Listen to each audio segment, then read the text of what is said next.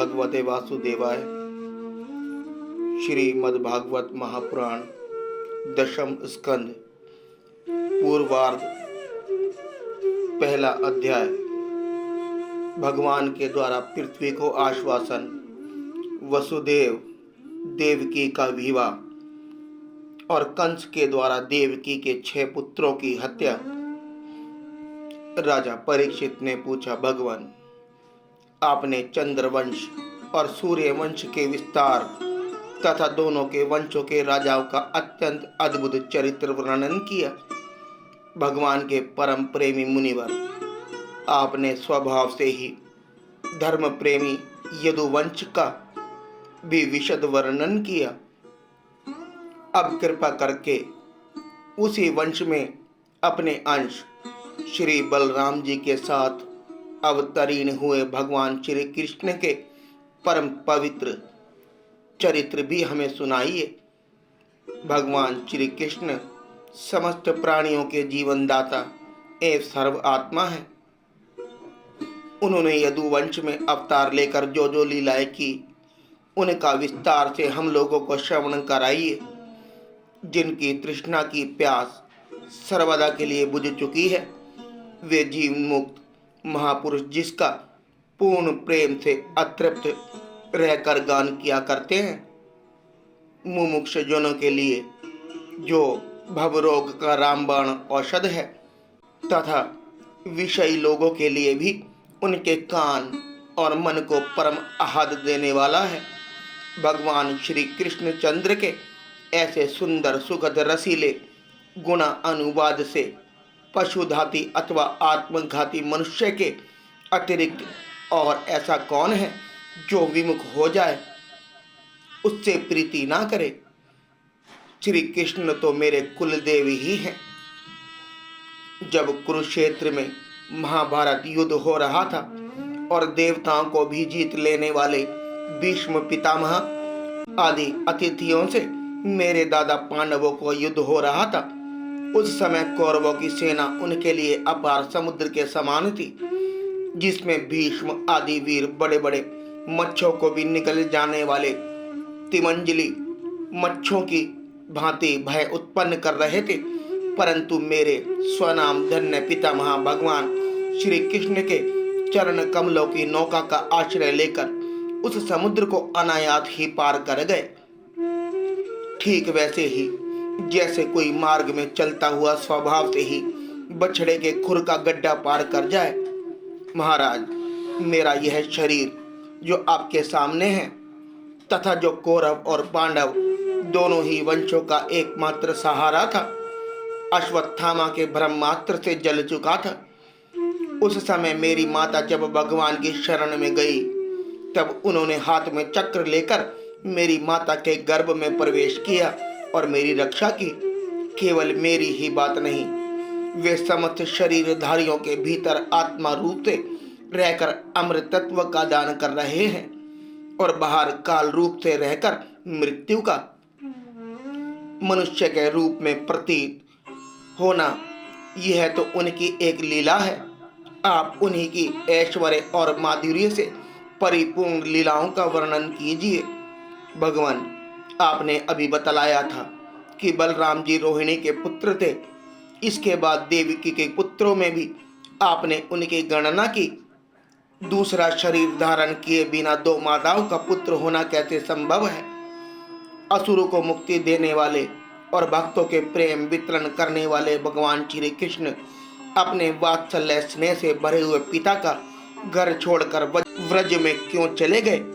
यदुवंश शिरोमणि भक्त वत्सल प्रभु ने नंद आदि गोप बंधुओं के साथ कहां कहां निवास किया? ब्रह्मा और शंकर भी शासन करने वाले प्रभु ने व्रज में तथा मधुपुरी में रहकर कौन कौन सी लीलाएं की? और महाराज, उन्होंने अपनी माँ के भाई मामा कंस को अपने हाथों क्यों मार डाला? वह मामा होने के कारण उनके द्वारा मारे जाने तो योग्य नहीं था। मनुष्य आकार सचिंदानंदमय विग्रह प्रकट करके द्वारकापुरी में यदुवंशियों के साथ उन्होंने कितने वर्षों तक निवास किया और उन सर्वशक्तिमान प्रभु की पत्नियां कितनी थी? मुने, मैंने श्री कृष्ण की जितनी लीलाएं पूछी हैं और जो नहीं पूछी हैं, वे सब आप मुझे विस्तार से सुनाइए, क्योंकि आप सब कुछ जानते हैं और मैं बड़ी श्रद्धा के साथ उन्हें सुनना चाहता हूँ। भगवान, अन्न की तो बात ही क्या, मैंने जल का भी परित्याग कर दिया है, फिर भी वह असह्य भूख प्यास में मर्त सर्प डालने का अन्याय किया था मुझे तनिक भी नहीं सता रही है, क्योंकि मैं आपके मुख कमल से झरती हुई भगवान की सुधामय लीला का कथा का पान कर रहा हूँ। सूत जी कहते हैं, शौनक जी, भगवान के प्रेमियों में अग्रगण्य एवं सर्वज्ञ श्री सुखदेव जी महाराज ने परीक्षित का ऐसा समीचीन प्रश्न सुनकर, जो संतों की सभा में भगवान की लीला के वर्णन का हेतु हुआ करता है, उनका अभिनंदन किया और भगवान श्री कृष्ण की उन लीलाओं का वर्णन प्रारंभ किया जो समस्त कलिमलों को सदा के लिए धो डालती है। श्री सुखदेव जी ने कहा, भगवान के लीला रस के रसिक राज ऋषि, तुमने जो कुछ निश्चय किया है वह बहुत ही सुंदर और आदरणीय है, क्योंकि सबके हृदय आराध्य श्री कृष्ण की लीला कथा श्रवण करने में तुम्हें सहज एवं सुदृढ़ प्रीति प्राप्त हो गई है। भगवान श्री कृष्ण की कथा के संबंध में प्रश्न करने से ही वक्ता, प्रश्नकर्ता और श्रोता तीनों ही पवित्र हो जाते हैं। जैसे गंगा जी का जल या भगवान शालाग्राम का चरना अमृत सभी को पवित्र कर देता है। परीक्षित, उस समय लाखों दैत्यों के दल ने घमंडी राजाओं का रूप धारण कर अपने भारी भार से पृथ्वी को आक्रांत कर रखा था। उससे त्राण पाने के लिए वह ब्रह्मा जी की शरण में गई। पृथ्वी ने उस समय गौ का रूप धारण कर रखा था। उसके नेत्रों में आंसू बह बहकर मुख पर आ रहे थे। उसका मन तो खिन्न था, शरीर भी बहुत क्रश हो गया था। वह बड़े करुण स्वर से रंबा रही थी। ब्रह्मा जी के पास जाकर उसने अपनी पूरी कष्ट कहानी सुनाई। ब्रह्मा जी ने बड़ी सहानुभूति के साथ उसकी दुख गाथा सुनी।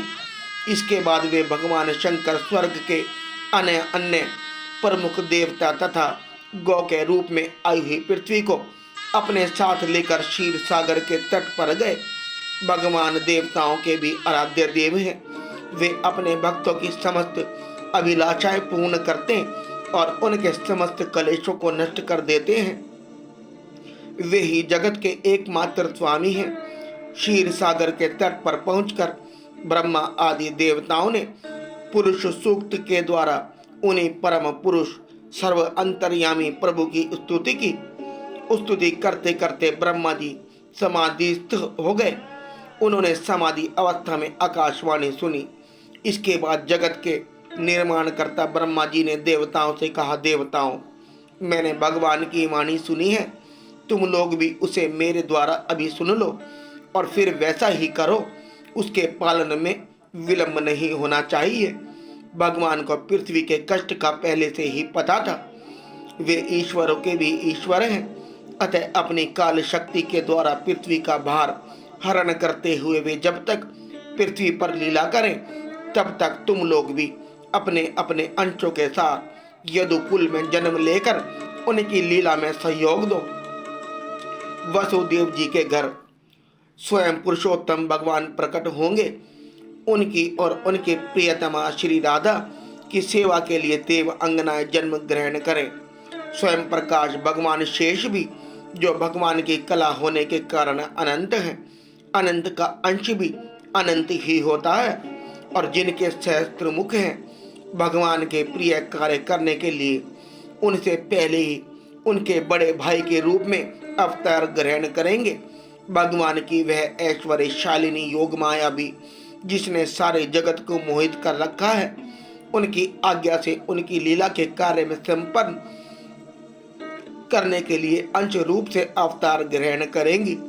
श्री सुखदेव जी कहते हैं, परीक्षित, प्रजापतियों के स्वामी भगवान ब्रह्मा जी ने देवताओं को इस प्रकार आज्ञा दी और पृथ्वी को समझा बुझाकर ढाढ़स बधाया। इसके बाद वे अपने परम धाम को चले गए।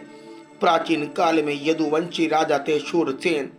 वे मथुरापुरी में रहकर मथुरा मंडल और शूरसेन मंडल का राज्य शासन करते थे। उसी समय मथुरा ही समस्त यदुवंशी नरपतियों की राजधानी हो गई थी। भगवान श्री हरि सर्वदा वहां विराजमान रहते हैं। एक बार मथुरा में शूर के पुत्र वसुदेव जी विवाह करके अपनी नवविवाहित पत्नी देवकी के साथ घर जाने के लिए रथ पर सवार हुए। उग्रसेन का लड़का था कंस। उसने अपनी चचेरी बहन देवकी को प्रसन्न करने के लिए उसके रथ के घोड़ों की रास पकड़ ली। वह स्वयं ही रथ हाँकने लगा। यद्यपि उसके साथ सैकड़ों सोने के बने हुए रथ चल रहे थे।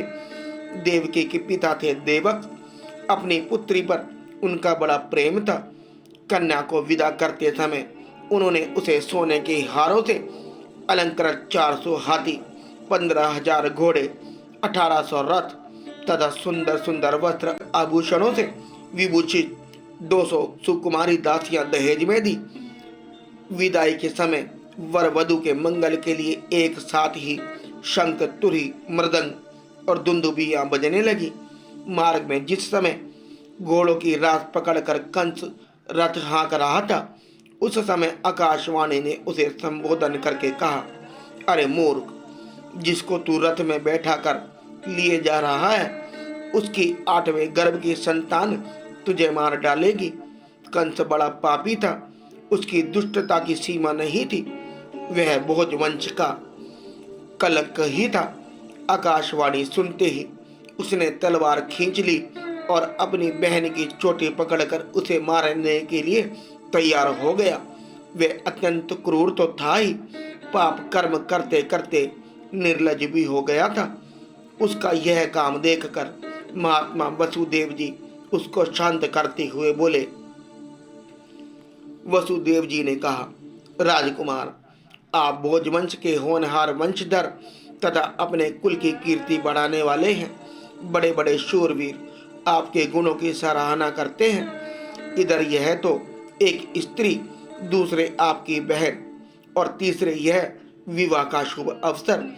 ऐसी स्थिति में आप इसे कैसे मार सकते हैं? वीरवर जो जन्म लेते हैं उनके शरीर के साथ ही मृत्यु भी उत्पन्न होती है। आज हो या 100 वर्ष के बाद जो प्राणी है उसकी मृत्यु होगी ही। जब शरीर का अंत हो जाता है तब जीव अपने कर्म के अनुसार दूसरे शरीर को ग्रहण करके अपने पहले शरीर को छोड़ देता है। उससे विवश होकर ऐसा करना पड़ता है जैसे चलते समय मनुष्य एक पैर जमा कर ही दूसरा पैर उठाता है, और जैसे जोंक किसी अगले तिनके को पकड़ लेती है तब पहले के पकड़े हुए तिनके को छोड़ती है, वैसे ही जीव भी अपने कर्म के अनुसार किसी शरीर को प्राप्त करने के बाद ही इस शरीर को छोड़ता है। जैसे कोई पुरुष जागृत अवस्था में राजा के ऐश्वर्य को देखकर और इंद्रियों के ऐश्वर्य को सुनकर उसकी अभिलाषा करने लगता है और उसका चिंतन करते करते उन्हीं बातों में घुल मिल कर एक हो जाता है तथा स्वप्न में अपने को राजा या इंद्र के रूप में अनुभव करने लगता है। साथ ही अपने दरिद्र अवस्था के शरीर को भूल जाता है। कभी कभी तो जागृत अवस्था में ही मन उन बातों का चिंतन करते करते तन्मय हो जाता है और उसे स्थूल शरीर की सुधि नहीं रहती। वैसे ही जीव कर्मकृत कामना और कामनाकृत कर्म के वश होकर दूसरे शरीर को प्राप्त हो जाता है और अपने पहले शरीर को भूल जाता है। जीव का मन अनेक विकारों का पुर है। देहांत के समय वह अनेक जन्मों के संचित और प्रारब्ध कर्मों की वासनाओं के अधीन होकर माया के द्वारा रचे हुए अनेक पंच भौतिक शरीर में जिस किसी शरीर के चिंतन में तल्लीन हो जाता है और मान बैठता है कि यह मैं हूँ, उसे वही शरीर ग्रहण करके जन्म लेना पड़ता है। जैसे सूर्य, चंद्रमा आदि चमकीली वस्तुएं जल से भरे हुए घड़ों में या तेल आदि तरल पदार्थों में प्रतिबिंबित होती हैं और हवा के झोंके से उनके जल आदि के हिलने डोलने पर उनमें प्रतिबिंब वस्तुएं भी चंचल जान पड़ती हैं, वैसे ही जीव अपने स्वरूप के अज्ञान द्वारा रचे हुए शरीर में राग करके उन्हें अपना आप मान बैठता है और मोहवश उनके आने जाने को अपना आना जाना मानने लगता है। इसलिए जो अपना कल्याण चाहता है उसे किसी से द्रोह नहीं करना चाहिए, क्योंकि जीव कर्म के अधीन हो गया है। और जो किसी से भी द्रोह नहीं करेगा उसको इस जीव में शत्रु से और जीवन के बाद परलोक से भयभीत होना ही पड़ेगा। कंस, यह आपकी छोटी बहन अभी बच्ची और बहुत दीन है। यह तो आपकी कन्या के समान है। इस पर अभी अभी इसका विवाह हुआ है। विवाह के मांगलिक चिन्ह भी इसके शरीर पर से नहीं उतरे हैं। ऐसी दशा में आप जैसे दीन वत्सल पुरुष को इस बेचारी का वध करना उचित नहीं है। श्री सुखदेव जी कहते हैं, परीक्षित, इस प्रकार वसुदेव जी ने प्रशंसा आदि सामनीति और भय आदि भेद नीति से कंस को बहुत समझाया, परंतु वह क्रूर तो राक्षसों का अनुयायी हो रहा था, इसलिए उसने अपने घोर संकल्पों को नहीं छोड़ा। वसुदेव जी ने कंस का विकट हट देखकर यह विचार किया कि किसी प्रकार यह समय तो टाल ही देना चाहिए। तब वे इस निश्चय पर पहुंचे, बुद्धिमान पुरुष को जहां तक उसकी बुद्धि और बल साथ दे मृत्यु को टालने का प्रयत्न करना चाहिए। प्रयत्न करने पर भी वह न टल सके तो फिर प्रयत्न करने वाले का कोई दोष नहीं रहता। इसलिए इस मृत्यु रूप कंस को अपने पुत्र दे देने की प्रतिज्ञा करके मैं इस मृत्यु रूप कंस को अपने पुत्र दे देने की प्रतिज्ञा करके मैं इस दीन देवकी को बचा लूं। यदि मेरे लड़के होंगे और तब तक यह कंस स्वयं नहीं मर जाएगा, तब क्या होगा? संभव है उल्टा ही हो, मेरा लड़का ही इसे मार डाले, क्योंकि विधाता के विधान का पार जाना बहुत कठिन है। मृत्यु सामने आकर भी टल जाती है और टली हुई भी लौट आती है। जिस समय वन में आग लगती है उस समय कौन सी लकड़ी जले और कौन सी ना जले, दूर की जल जाए और पास की बच रहे, इन सब बातों में अदृष्ट के सिवा और कोई कारण नहीं होता। वैसे ही किस प्राणी का कौन सा शरीर बना रहेगा और किस हेतु से कौन सा शरीर नष्ट हो जाएगा, इस बात का पता लगा लेना बहुत ही कठिन है।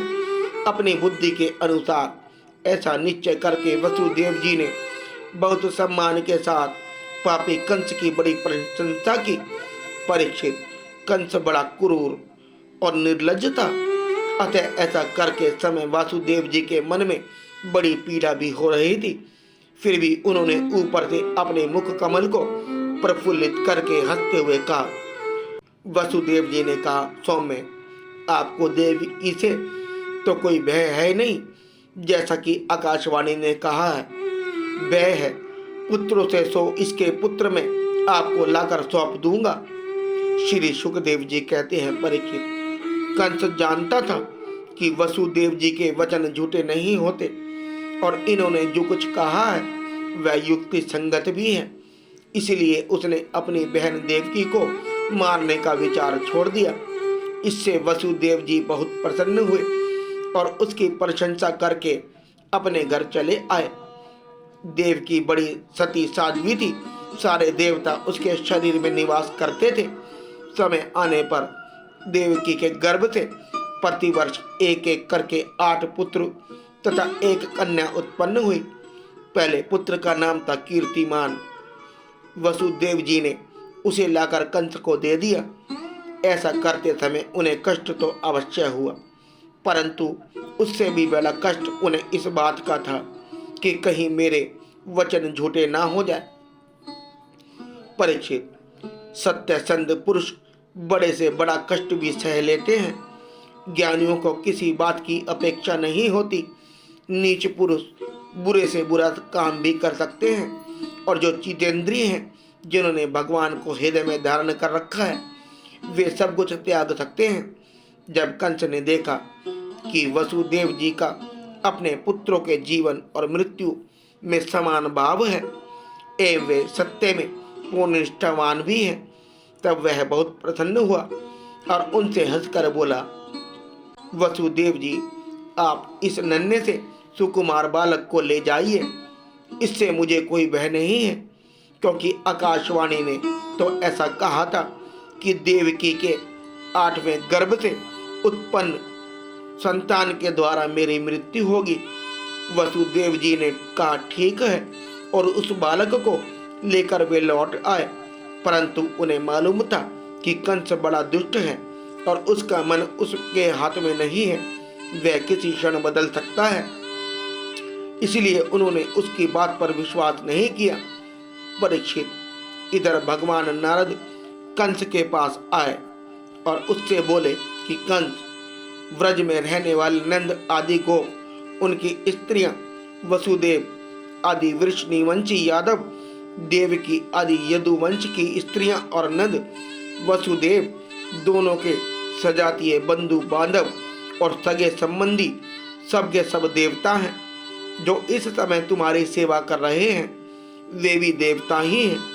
उन्होंने यह भी बतलाया कि दैत्यों के कारण पृथ्वी का भार बढ़ गया है, इसलिए देवताओं की ओर से अब उनके वध की तैयारी की जा रही है।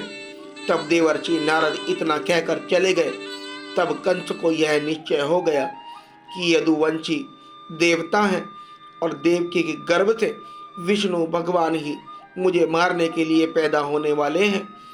इसलिए उसने देवकी और वसुदेव को हथकड़ी बेड़ी से जकड़कर कैद में डाल दिया और उन दोनों से जो जो पुत्र होते गए उन्हें वह मारता गया। उसे हर बार यह शंका बनी रहती कि कहीं विष्णु ही उस बालक के रूप में न आ गया हो। परीक्षित, पृथ्वी में यह बात प्राय देखी जाती है कि अपने प्राणों का ही पोषण करने वाले लोभी राजा अपने स्वार्थ के लिए माता पिता, भाई बंधु और अपने अत्यंत हितैषी इष्ट मित्रों की भी हत्या कर डालते हैं। कंस जानता था कि मैं पहले कालनेमी असुर था और विष्णु ने मुझे मार डाला था। इससे उसने यदुवंशियों से घोर विरोध ठान लिया। कंस बड़ा बलवान था। उसने यदु, भोज और अंधक वंश के अधिनायक अपने पिता उग्रसेन को कैद कर लिया और शूरसेन देश का राज्य वह स्वयं करने लगा।